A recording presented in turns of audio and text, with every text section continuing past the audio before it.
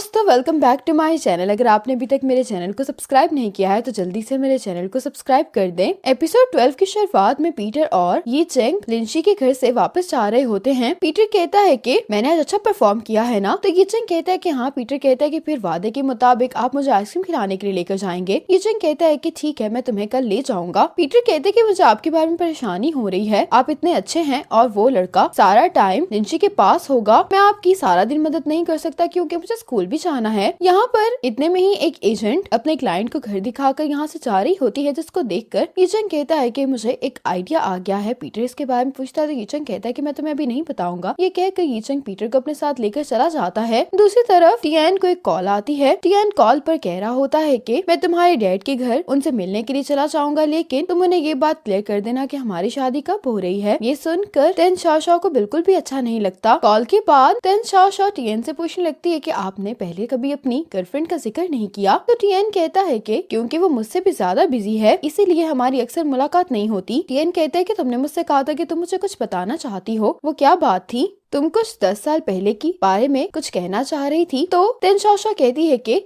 मैं आपको शुक्रिया अदा करना चाहती हूँ, इसलिए जब हम वापस चले जाएंगे तो मैं आपको डिनर पर लेकर जाऊंगी। टियान कहते हैं कि बस इतनी सी बात थी, चलो मैं तुम्हें ले चलता हूँ। ये नीचे बैठ जाता है, लेकिन तेन शाओ कहती है कि इसकी कोई जरूरत नहीं है और चलते हुए यहाँ से चली जाती है। अपने रूम में आने के बाद तेन शाओ इसी बात को लेकर रो रही होती है कि टियान की तो गर्लफ्रेंड है। अब लिंची ने चेनवन को अपने ऑफिस में बुलाया होता है और इसको कह रही होती है कि तुम ट्रांसलेशन में इतनी बड़ी गलतियाँ कैसे कर सकती हो। चेनवन कहती कि मुझे लगा कि ये एक ही वेजिटेबल है तो मैंने इसकी ट्रांसलेशन इसी तरह से की है। तो लिंची कहती है कि पहले मुझे लगता था कि तुम लापरवाह हो, लेकिन अब मुझे लगने लगा कि तुम सही से काम ही नहीं करना चाहती। साथ ही इसको चेंग याओ मीटिंग के लिए बुलाने के लिए आ जाता है। लिंची गुस्से में यहाँ से चली जाती है। जेनवन को ग्रुप में मैसेज आता है कि मुझे भी कॉल आई थी कि तुम्हें लिंची के कहने पर इस दफा मेरिट पे नहीं मिलेगी। ये मैसेज पढ़कर जेनवन को बहुत गुस्सा आता है। अब ये जाने लगी होती है तो फिर इसको कुछ याद आता है और ये लिंची का कंप्यूटर चेक करने लगती है। लिंची ने जो प्रोजेक्ट पर काम किया होता है उसको डिलीट कर देती है। जेनवन ने लिंची का काम डिलीट तो कर दिया होता है, लेकिन ये बहुत ही ज्यादा परेशान होती है इस बात को लेकर। अब टियान अपने लिए कुछ ऑर्डर करने के लिए जाता है तो चेनवन भी इसके पीछे आ जाती है। चेनवन टियान से कहती है कि आपको मेरी मदद करनी होगी। टियान कहते हैं कि क्यों, क्या हुआ है? चेनवन कहती है कि मैंने गलती कर दी थी जिसकी वजह से लिंची ने मेरी सारी मेरिट पे काट ली है। टियान कहती है कि ये तो कंपनी का रूल है। तो चेनवन कहती है लेकिन मैं एक इंटर्न हूँ, अपने घर का रेंट देने के बाद मैं अपनी मेरिट पे के साथ ही गुजारा करती हूँ। आप प्लीज लिंची से कहे ना कि मुझे इस बार माफ कर दे, मैं आइंदा से मिस्टेक नहीं करूंगी। टियान कहता है कि ठीक है, मैं लिंची से बात करूंगा। टियान अब लिंची से बात करने के लिए आता है। टियान लिंची से कहता है कि चेनवन बहुत रो रही थी कि तुमने उसकी मेरिट पे काट ली है। लिंची कहती है कि रोने का क्या फायदा, अगर मैं अपने क्लाइंट के सामने रोऊं तो क्या वो मुझे पैसे देंगे? नहीं ना। लेकिन जब से उसने कंपनी ज्वाइन की मैंने न जाने कितनी दफा उसकी गलतियों को माफ किया है और कभी भी उसकी मेरिट पे नहीं काटी, लेकिन वो डॉक्यूमेंट बहुत इंपॉर्टेंट था और उसने सीरियसली उस पर काम नहीं किया।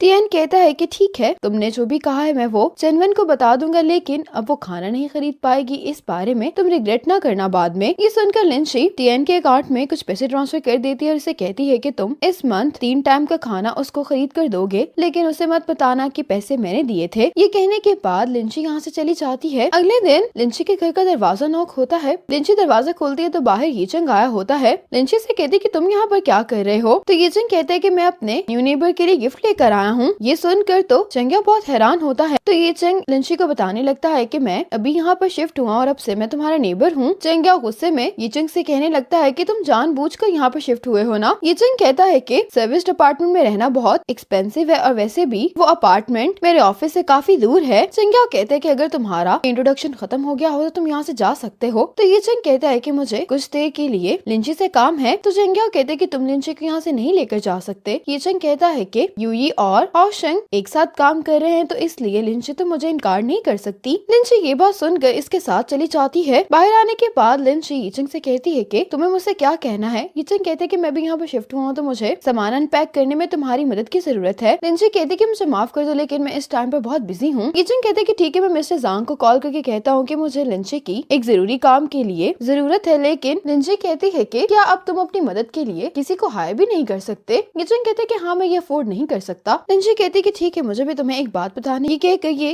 इसके घर में चली जाती है। दूसरी तरफ चेंग याओ बहुत ज्यादा इरिटेट हो गया होता है कि ये चेंग यहाँ पर क्यों शिफ्ट हो गया है। ये चेंग लिंशी से कहता है कि चलो हम काम करना शुरू करते हैं। तो लिंशी कहती है कि मैं यहाँ पर सामान अनपैक करवाने में तुम्हारी मदद करने के लिए नहीं आई। लिंशी कहने लगती है कि मैंने जो तुमसे उस दिन कहा था मैं उसके बारे में काफी सीरियस हूँ, इसलिए हमें डिस्टेंस रखना चाहिए। ये चेंग कहता है कि मैं ये बात जानता हूँ, मैं यहाँ पर इसलिए शिफ्ट हुआ क्योंकि यहाँ का एनवायरनमेंट काफी अच्छा है और ये कंपनी के भी काफी क्लोज है। लिंशी कहती है कि तुमने जो कुछ पे भी कहा है क्या तुम्हें उन सब बातों पर यकीन है। ये चेंग कहता है कि क्या तुम्हें इस बात पर यकीन है कि तुम्हारे दिल में मेरे लिए कोई फीलिंग्स नहीं है। अगर तुम्हारे दिल में मेरे लिए कोई फीलिंग्स नहीं है तो क्या तुम एक आम से दोस्त की मदद नहीं कर सकती। ये चेंग कहता है कि लिंशी तुम जितना मुझसे भागने की कोशिश करोगी मुझे और रीजंस मिलते जाएंगे इस बात पर यकीन करने के कि तुम मुझसे झूठ बोल रही हो। लिंशी ये सुनकर कहती है कि मैं जाकर बेडशीट बिछाती हूँ। अब लिंशी यीचंग के रूम की बेडशीट ठीक कर रही होती है। यीचंग इसके पास आकर पूछते कि क्या तुम्हारा काम हो गया है। जैसे ही लिंशी पीछे मुड़ती है तो ये गिरने वाली होती है। ये यीचंग को पकड़ लेती है जिसकी वजह से ये दोनों बेड पर गिर जाते हैं। ये दोनों एक दूसरे को इतना क्लोज देखकर शॉक हो जाते हैं और लिंशी जल्दी से यीचंग को पीछे धक्का देती है। अब लिंशी जब खड़ी हो जाती है तो ये यीचंग के हाथ में एक स्टफ टॉय देखती है और इसको याद आता है कि ये स्टफ टॉय लिंशी ने ही यीचंग को गिफ्ट किया होता है और उस टाइम पर ये दोनों बहुत ज्यादा खुश थे। यीचंग लिंशी से पूछता है कि क्या तुम्हें इसके बारे में याद है, तुम्हारा रैबिट कहाँ पर है। और अब दिखाया जाता है कि लिंशी के पास भी अभी तक ये रैबिट है और लिंशी अपने दिल की बातें इसी रैबिट से करती है। लिंशी कहती है कि काम हो गया है तो मैं जा रही हूँ। अब यीचंग अपने स्टफ टॉय की पिक्चर खींच कर वीचैट पर पोस्ट कर देता है। लिंशी वीचैट देख रही होती है तो इसको यीचंग की पोस्ट नजर आती है जिस पर इसने इस पिक्चर पर ये कैप्शन लिखी होती है कि ये मुझे किसी की याद दिलाता है। अब लिंग फैंग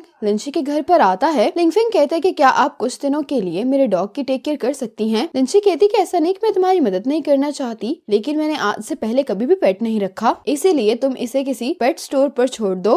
लिंगफिंग कहता है कि ये भी काफी छोटी है, इसलिए मैंने अगर इसको पेट स्टोर पर छोड़ा तो दूसरे डॉग्स और कैट्स की वजह से ये डर जाएगी, इसलिए प्लीज आप मेरी मदद कर दें। लिंशी कहती है कि मुझे तो कोई भी एक्सपीरियंस नहीं है। तो लिंगफैंग कहता है कि मैं सभी स्टोर्स जा चुका हूँ, लेकिन मेरी प्रिंसेस किसी भी स्टोर में नहीं रुक पा रही है। लिंशी कहती है कि क्या तुमने अपने किसी कोलीग से बात नहीं की। तो लिंगफिंग कहते हैं कि अगर मेरे पास कोई और चॉइस होती तो मैं आपके पास नहीं आता। इतने में ही ये चंग कचरा फेंकने के लिए बाहर आता है। लिंगफिंग ये देखकर बहुत ज्यादा हैरान होता है। तो लिंशी कहती है कि हैरान नहीं हो, ये मेरा नेबर है। लिंगफिंग को अब एक कॉल आती है जिसको सुनते हुए कहता है कि मैं अभी आ रहा हूँ। ये जल्दी से अपने डॉग का सारा सामान लिंशी के पास छोड़कर चला जाता है। अब ये चंग इसके पास आता है और इसे पूछता है कि क्या तुम्हें मेरी मदद की जरूरत है। लिंशी कहती है कि मुझे नहीं लगता कि तुम मेरी मदद कर पाओगे। ये चंग कहता है कि ये डॉग मेरे घर पर रह सकता है। लिंशी कहती है कि अगर तुम्हें कोई मसला नहीं है तो तुम मेरी मदद कर सकते हो। ये सुनकर यीचंग लिंगफेंग के डॉग को अपने घर में ले जाता है। अब लिंशी भी इसका बाकी सामान लेकर यीचंग के घर पर आ जाती है। लिंशी और यीचंग इस डॉग को प्यार कर रहे होते हैं। लिंशी यीचंग से कहती है कि तुम इसके लिए कोई ब्लैंकेट ले आओ। जैसे ही यीचंग ब्लैंकेट लेकर वापस आता है तो लिंशी भी उठकर जाने लगी होती है और इसकी टक्कर यीचंग से हो जाती है। लिंशी यीचंग से कहती है कि तुम इसको कवर कर, मैं वापस जा रही। ये कहकर लिंशी जाने लगती है तो यीचंग इसको रोकते हुए कहता है कि सुबह 8 बजे से पहले और शाम 10 बजे के बाद तुम यहाँ पर आ सकती हो। ये सुनकर लिंशी हैरान होती है तो यीचंग कहते हैं कि मैं इसको यहाँ पर रखने की इजाजत दे रहा हूँ, लेकिन इसकी टेक केयर तुम ही करोगी। लिंशी कहती है कि ठीक है। अगले सुबह लिंशी जब तैयार होकर अपने घर से निकल रही होती है तो यीचंग भी यहाँ पर आ जाता है और इसे कहने लगता है कि क्या तुम्हें राइड चाहिए। तो लिंशी कहती है कि नहीं, मेरे पास कार है। ये कहकर चली जाती है और आज लिंशी अपनी सारी टीम के साथ यूई आ गई होती है। यीचंग लिंशी की सारी टीम को कंपनी का टूर करवाता है। अब यीचंग इन सब को एक जगह पर लेकर आता है और कहने लगता है कि इस जगह पर यूई के आज तक जितने भी प्रोडक्ट्स बने हैं वो यहाँ पर मौजूद हैं और फ्यूचर में आने वाले भी यहीं पर रखे जाएंगे। यहाँ पर यीचंग की एक फोटो पड़ी होती है जिसको लिंशी देखने लगती है। यीचंग भी देख लेता है कि लिंशी इसकी पिक्चर देख रही है तो ये इसके पास आ जाता है। यीचंग लिंशी को बताने लगता है कि ये अवार्ड मुझे अमेरिका में अपनी यूनिवर्सिटी को रिप्रेजेंट करने की वजह से मिला था। लिंशी कहती है कि अब्रॉड जाने का फैसला तुम्हारी जिंदगी का सबसे अच्छा फैसला था। यीचंग कहता है कि हाँ, लेकिन सबसे मुश्किल भी। अब यहाँ पर माओ माओ अपना ट्रांसलेशन टूल लेकर आ जाता है। ये जेनविन से कहता है कि तुम इसको ट्राई करो, ये काफी अच्छे से काम कर रहा होता है। ये देखकर सभी काफी हैरान हो रहे होते हैं। मामा इन सब से कहने लगता है कि हमारी कंपनी का स्लोगन ये है कि हम चाइना की आवाज को पूरी दुनिया को सुनाना चाहते हैं और यही हमारा गोल है। ये बात सुनकर लिंशी काफी इम्प्रेस होती है। अब घर पर लिंशी काम कर रही होती है तो चेंगियाओ इसके लिए कॉफी लेकर आता है। ये दोनों बालकनी में खड़े होकर ऐसे ही काम के बारे में बातें करने लगते हैं। चेंगियाओ लिंशी से बात करने लगता है कि हम ट्रांसलेशन के लिए न्यू वर्ड्स भी क्रिएट क्रिएट कर सकते हैं और ये एग्जाम्पल्स देकर लिंची को बहुत अच्छे से एक्सप्लेन कर रहा होता है। चंग्यो कहते हैं कि यूई का स्लोगन यह है कि वो चाइना की आवाज को पूरी दुनिया में सुनाना चाहते हैं, तो हम इसके लिए भी कोई वर्ड क्रिएट कर सकते हैं। लिंची कहती है कि वो वर्ड क्या होगा। चंग्यो कहते हैं कि वो वर्ड यूबिलिटी हो सकता है। ये चंग इन दोनों की बातें सुनता हुआ बालकनी में आ जाता है, कहने लगता है कि तुम यूई के स्लोगन को उसके लोगों के तौर पर इस्तेमाल करना चाहते हो। चंग्यो कहता है कि तुम्हारी हिम्मत कैसे हमारी बातें सुनने की। तो ये चंग कहते हैं कि मैं इस वक्त अपनी बालकनी पर खड़ा हूँ, वैसे भी तुम लोग काम के बारे में बात कर रहे हो, तुम लोगों के क्लाइंट की हैसियत से क्या मैं ये बातें नहीं सुन सकता। चंग्यो कहता है कि फिर तुम ही बताओ कि तुम्हें ये वर्ड ये एबिलिटी कैसा लगा है। ये चंग कहता है कि काफी क्रिएटिव अप्रोच है, लेकिन अभी भी ये परफेक्ट ट्रांसलेशन नहीं है। ये लिंची से पूछता है कि तुम इस बारे में क्या सोचती हो। लिंची कहती है कि ये इतना कैची नहीं है और इसको समझना भी आसान नहीं है इंग्लिश स्पीकर्स के लिए। ये चंग अब यहाँ से जाते हुए लिंची से कहता है कि 10 बज चुके हैं, तुम्हें डील के मुताबिक घर पर आना होगा। इसके बाद लिंची लिंग फैंग की डॉग के साथ खेलने के लिए आ जाती है। अब लिंची को लिंग फैंग का मैसेज आता है कि तुम मेरी डॉग को नहला दो। लिंची ये चंग से पूछती है कि क्या मैं इसको यहाँ पर नहला सकती हूँ, तो ये चंग कहता है कि हाँ। अब ये चंग लिंची को जब शैम्पू देने के लिए आता है तो लिंची भी बाहर आ रही होती है, जिसकी वजह से फिर इन दोनों की टक्कर हो जाती है। ये चंग लिंची को शैम्पू देते हुए कहता है कि तुम ये लेना भूल गई थी। लिंची इसको थैंक्स बोलकर बाथरूम में चली जाती है। अगले दिन लिंची मिस्टर शू के पास आई होती है यूई के स्लोगन की ट्रांसलेशन पर एडवाइस लेने के लिए। मिस्टर शू लिंची से कहते हैं कि यूई के स्लोगन का मतलब बहुत डीप है और इसके पीछे और भी स्टोरीज हो सकती हैं। कहते हुए मिस्टर शू लिंची को एक फाइल देते हैं। लिंची इस फाइल को देखने लगती है। इसके बाद लिंची यूई में बैठी होती है। यहाँ पर तोंगशिन आती है। तोंगशिन कहती कि क्या तुम अभी भी स्लोगन के बारे में ही सोच रही हो। लिंची कहती कि हाँ। तोंगशिन कहती है कि मैं तुम्हें कुछ दिखाना चाहती हूँ, हो सकता है कि उससे तुम्हें कोई इंस्पिरेशन मिल जाए। इसी मोमेंट पर एपिसोड 12 खत्म हो जाती है।